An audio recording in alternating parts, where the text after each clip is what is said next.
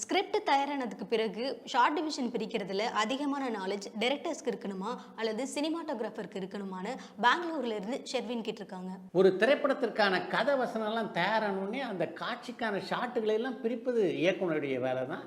அந்த இயக்குனர் அவ்வளவு அனுபவம் இல்லாதவராக இருக்கின்ற பட்சத்தில் ஒளிப்பதிவாளர் அந்த இயக்குனருக்கு இந்த ஷாட்டுகளை பிரிப்பதிலே உதவி செய்வார். நானி சார் இப்போ சரிபோதா சனிவாரம் அப்படின்ற படத்தோட ப்ரமோஷனுக்காக சென்னைக்கு வந்திருக்காரு.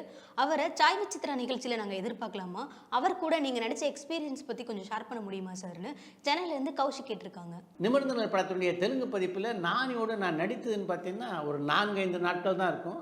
என்ன அவருக்கு நல்லா தெரியும், அவர் எனக்கு நல்லா தெரியும், அவ்வளோதானே தவிர அவரோடு மிக நெருக்கமாக பழகக்கூடிய வாய்ப்பெல்லாம் எனக்கு அமையலை.